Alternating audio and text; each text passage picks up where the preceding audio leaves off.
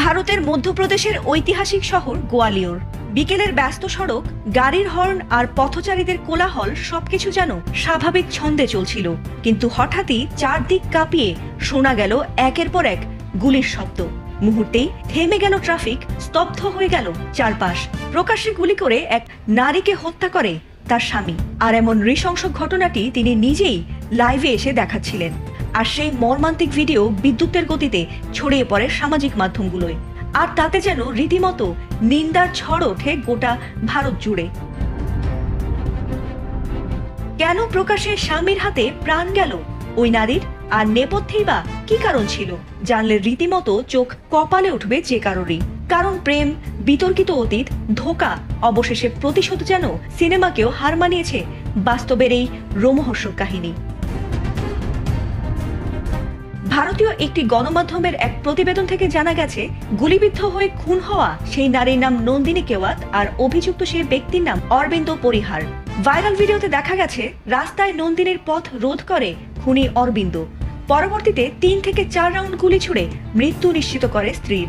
এরপর মাটিতে পড়ে থাকা স্ত্রীর নিথর দেহের পাশেই বসে থাকতে দেখা যায় তাকে। এলএমই সার্টিফাইড বিশ্বসেরা কপারে তৈরি ওয়ালটন কেবলস, যা আপনার স্থাপনাকে রাখবে সব সময় নিরাপদ। জানা গেছে 2023 সালে অরবিন্দ এবং নন্দিনীর বিয়ে হয়, কিন্তু বিয়ের কয়েকদিন পর থেকেই দুজনের সম্পর্কে চিড় ধরে। এমনকি দুজনের কাছে দুজনের ঠকানোর ব্যাপারটা পরিষ্কার হয়ে ওঠে। অরবিন্দ যেমন স্ত্রীকে ঠকিয়ে অনৈতিক সম্পর্কে জড়িয়েছিলেন, তেমনি স্ত্রীর অন্ধকার অতীত নিয়েও ক্ষোভ ছিল তার। আওয়ার গোয়ালিয়র নামের এক ভেরিফাইড ইনস্টা অ্যাকাউন্টের তথ্যে উঠে আসে নন্দিনীর গোপন কর্মকাণ্ডের কাহিনী। জানা গেছে 2017 সালে প্রাক্তন প্রেমিককে হত্যার অভিযোগে 4.5 বছর জেল খেটেছিলেন তিনি। শুধু তাই নয়, তার প্রথম স্বামী ও ছেলের কথা গোপন রেখে চুপিসারে বিয়ে করেছিলেন অরবিন্দকে, যিনি নিজেও ছিলেন বিবাহিত।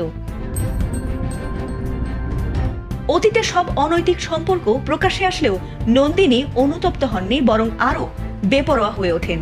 আর তাতে প্রতিশোধ নিতে একাধিকবার নন্দিনীকে গাড়ি চাপা দিয়ে হত্যার চেষ্টাও করেছিলেন তিনি। এসব কারণেই তাদের দাম্পত্য সম্পর্ক ভেঙে যায়। তবে শেষ আঘাত আসে স্ত্রী নন্দিনীর প্রাক্তন প্রেমিক অঙ্কুশের জন্মদিনের অনুষ্ঠানে। সেই পার্টির ভিডিও যেন অরবিন্দের প্রতিশোধ স্পৃহাকে চরমে পৌঁছে দেয়। শেষমেশ ফেসবুক লাইভে এসে স্ত্রীর মাথায় একের পর এক গুলি চালিয়ে খুন করেন তিনি। এদিকে এমন ভয়াবহ ঘটনার পর আতঙ্ক ছড়িয়ে পড়েছিল গোটা মধ্যপ্রদেশে।